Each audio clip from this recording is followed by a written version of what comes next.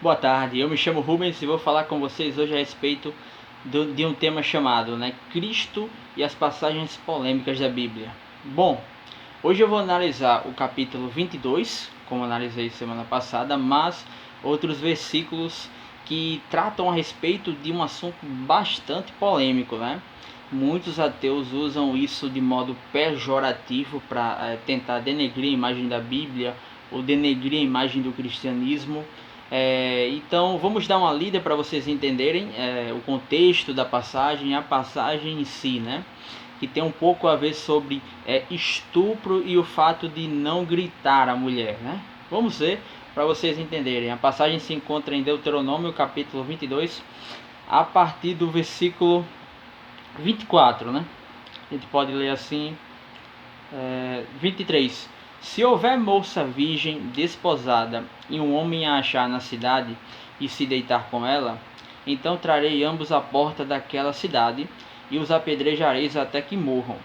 A moça, porque não gritou na cidade, e o homem, porque humilhou a mulher do seu próximo. Assim eliminarás o mal do meio de ti.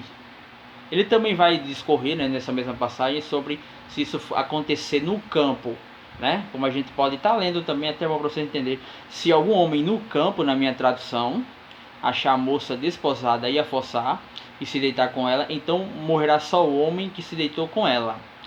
A moça não fará nada e tal. Eu recomendo a leitura desse capítulo por inteiro, Deuteronômio capítulo 22, Como eu expliquei no vídeo passado, que é o mesmo capítulo, esse texto ele fala sobre diversas leis civis, ou seja, leis que eram comuns àquele próprio texto, aquele próprio contexto cultural, Para você ter uma ideia, o Código de Hammurabi fala bem parecido com isso, de você, por exemplo, ser punido com a pena de morte, Questões como o adultério, questões como essa prática, de você acabar tirando a virgindade forçado da mulher, obrigando ambos a casarem. Isso é uma lei e um costume cultural. Entenda, Moisés está escrevendo e relatando aqui em Deuteronômio sobre costumes culturais. Não foi Deus quem colocou essa lei. Ela já existia naquele meio, naquele contexto, e aí Moisés está relatando em exemplos, É uma lei muito comum. É claro que não é comum para nós em nossa sociedade moderna, mas é comum para aquele contexto cultural. Você consegue achar isso no Código de Hammurabi, você consegue achar isso em outras legislações daquela época. Então entendam isso, Mas sabe o que é mais interessante também? É que eu gostei muito da minha tradução, porque a minha tradução diz: porque não gritou na cidade. Então, Rubens, o que é não gritar? Infelizmente, em páginas de ateus, de agnósticos, eu já vi isso ser compartilhado de modo pejorativo, no sentido de o não gritar ter a ver com a questão do prazer sexual ou do ato sexual em si. Só que como a minha tradução bem traz, gostei muito, não gritou na cidade. O que é esse não gritar na cidade? O não gritar não tem nada a ver com relação sexual. O não gritar é você falar para as pessoas ou falar para a autoridade daquele contexto. Trazendo para o nosso tempo, se uma mulher é estuprada e ela não vai à autoridade legal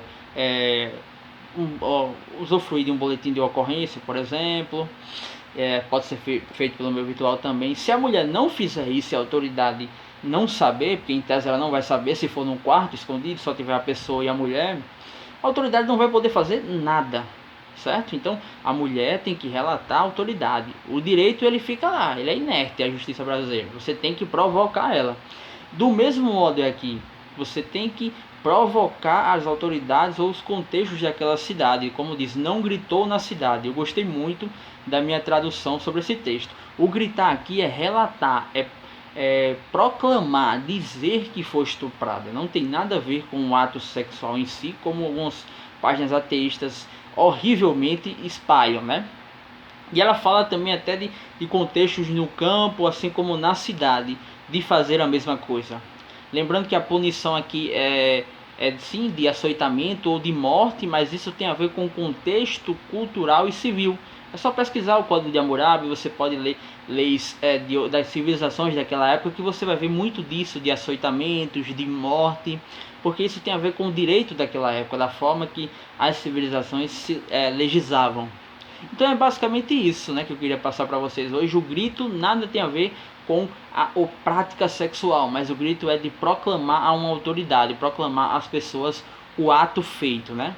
Recomendo sempre aos ateus que estudem o contexto, estudem todo o texto para não virar um pretexto, né? Que Deus abençoe vocês.